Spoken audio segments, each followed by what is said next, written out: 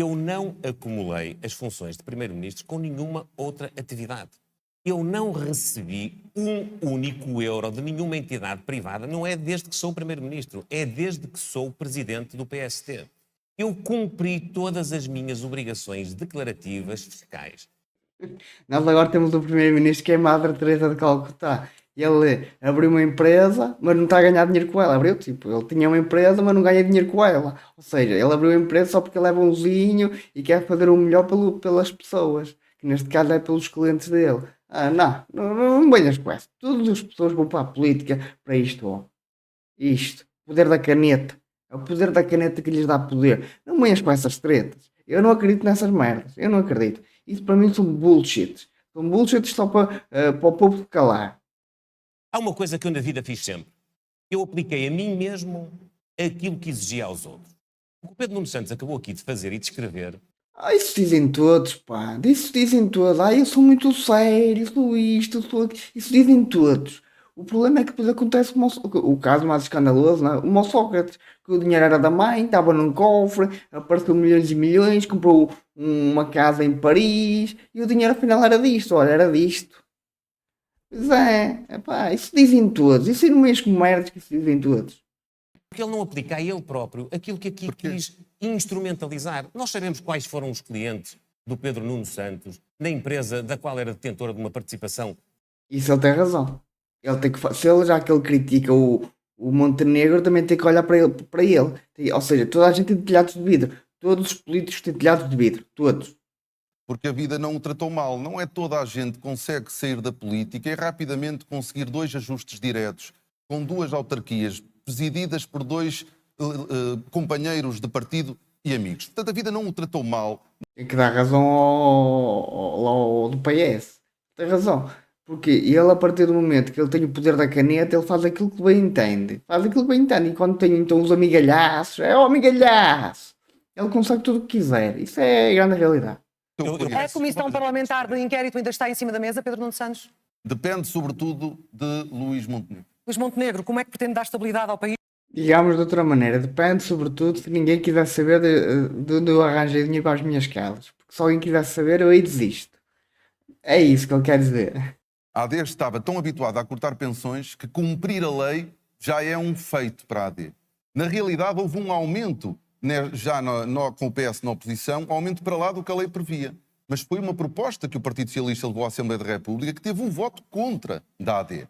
Portanto, Mas não havia de haver aumentos extraordinários de pensões, havia de haver aumentos, sim, anuais, consoante a inflação. Porque nós estamos a incentivar as pessoas a irem para a reforma mais cedo, já que eu não vou fazer nenhum, eu vou-me reformar, nem que seja por invalidez. Opa, isso aí é um mau incentivo. Nós temos que dar incentivo às pessoas de produzirem, ou seja, de trabalharem. Vamos dar um incentivo de quem trabalha a ganhar mais e não é quem está reformado ou quem se quer reformar. Esse sim tem que ter um aumento pela inflação. Concordo perfeitamente que seja pela inflação. aquilo que nós precisamos é de olhar para as nossas instituições de solidariedade social que cuidam dos nossos mais velhos e assumirmos todos que nós precisamos de aumentar o investimento no apoio aos mais velhos. E quando digo não só aos lares que hoje existem, à criação de novos lares, mas sobretudo, e isto é muito importante, nós conseguirmos ter um pacto, um consenso para aumentar de forma relevante os... E porquê é que tu não dás antes apoio, como quem diz, não dás os incentivos necessários para os privados fazerem isso? Porquê é que tem que ser sempre o Estado a meter badelha no privado? Ou a meter badelha nessas merdas? Porquê? O Estado tem que dar o incentivo correto para os privados fazerem isso. Oh, PS, é sempre esta merda, PS. Começando por ter um suplemento maior até aos 509 euros, de 200 euros, depois de 150 euros até aos 1018 euros e depois de 100 euros até aos 1527 euros. Mas Ou seja, quem ganha 1000 paus para cima ainda recebe esse tal subsídio, ou complemento, ou lá como é que se chama. Mas quem recebe um ordenado mínimo, que trabalha, que produz riqueza, leva uma banana, leva isto assim, leva uma banana. Mas não acho isso correto. Tudo bem, as pensões mais baixas até 500 paus, tudo bem. A partir daí não tens que fazer nada. Tens que aumentar consoante a inflação, mais nada. Porque a pessoa não produz riqueza. Quem produz riqueza, quem trabalha. E assim leva uma banana, que é como ao costume, paga impostos e leva uma banana. Nós temos mais de 2 milhões, quase 2 milhões e meio de pensionistas. E por isso é que o Partido Socialista, durante os últimos governos, fez 6 aumentos extraordinários nas pensões, e nós queremos voltar a fazer aumentos extraordinários permanentes. O problema destas políticas do PS é que são políticas populistas, são aquele tipo de políticas assim, vamos dar um dos senhores reformados, porque eles como são muitos, reformados e funcionários públicos, como eles são muitos, eles vão dar votos. E isso aí é o que eu quero. Já, isso não é o crescimento para o país. Nós temos que incentivar a produção de riqueza. Não é incentivar os reformados, porque os reformados são consumistas, eles não vão produzir riqueza. Isto não são as políticas corretas, não são.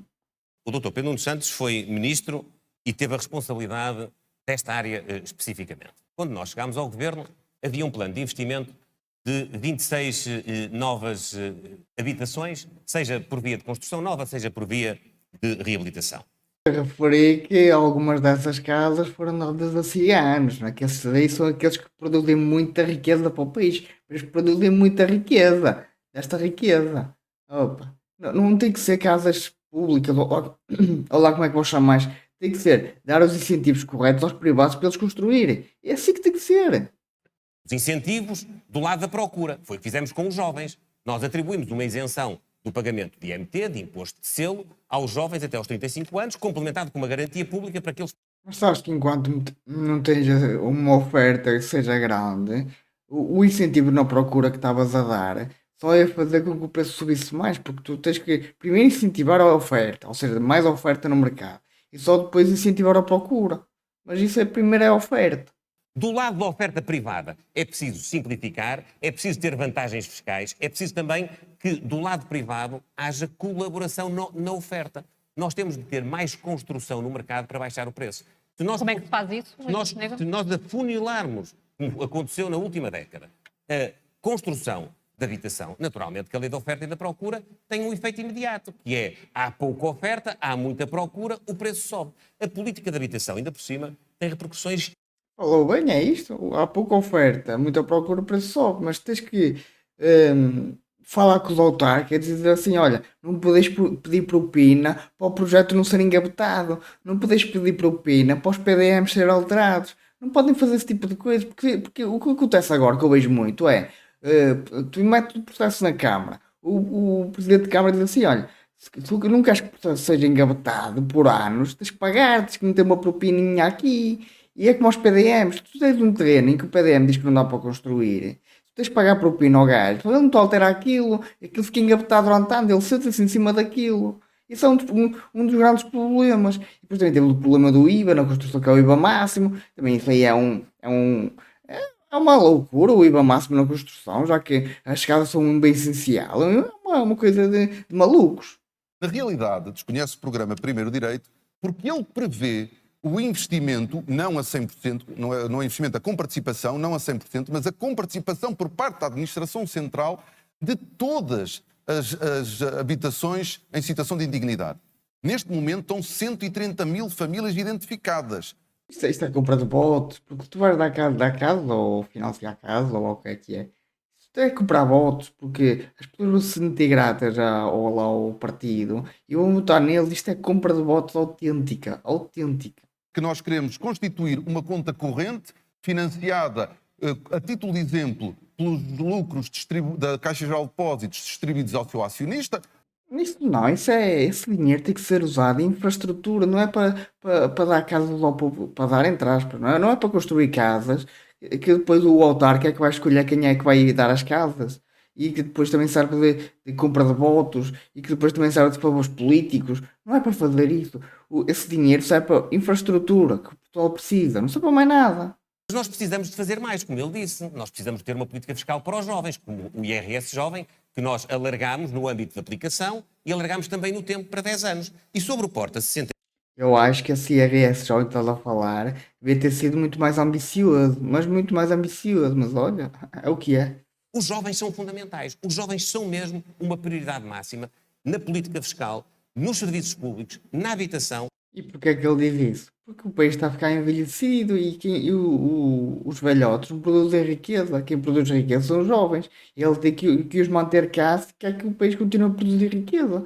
Ou o país vai ficar estagnado. Vamos ter taxas de 1% de crescimento que nem a inflação cobre. Opa. É por isso que ele está a dizer estas merdas. Aquilo que, de facto, nós sabemos à luz do ano passado é que o Sr. Presidente da República convidará o partido mais votado a formar governo. E é por isso que é tão importante que não haja uma grande dispersão de votos e que nós possamos ter os votos necessários para derrotar a AD e liderar uma mudança segura. Portanto, não em assume aqui Portugal. um compromisso que dê uma indicação de. Só tenho uma coisa a dizer, se o PS ganhar, Portugal está muito na merda mesmo. Porque o que é que ele quer fazer? É simplesmente dar subsídios, é distribuição de riqueza, é pôr o Zé Paga Imposto a trabalhar para dar a quem não quer fazer nada, é o que ele quer fazer. O governo não caiu por falta de estabilidade, o governo caiu por tática política e os portugueses têm agora na mão o instrumento que pode dar ao governo a estabilidade para que nos próximos anos continue o caminho de transformação, de valorização. Olha ele a apelar ao voto útil. Voto útil, caralho, todos gostam do voto útil. Como é que Luís Montenegro pode garantir estabilidade política, prometer estabilidade política ao país e, ao menor aperto que sentiu, atirou o país para eleições? Só não foi ele que atirou o país para eleições, quem atirou o país para eleições foste tu e o Chega, não foi ele. Ele não foi. Porque ele fez uma moção de confiança e vós rejeitaste a moção de confiança. Quando nós viabilizamos a eleição do Presidente da Assembleia da República, viabilizamos-lhe. E não estou a desculpar o que ele fez, porque o que ele fez é conflito de interesses, não estou a desculpar isso.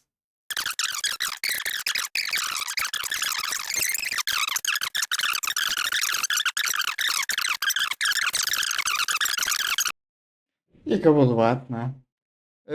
Achei um debate assim muito limpo, tanto um como o outro tinha assim uma boa postura, não foi um debate simplesmente de ataques, foi um debate de divulgação de propostas, de ver qual era que era uma proposta melhor. Também houve alguns ataques, que há sempre ataques, não é? Já que são partidos opostos.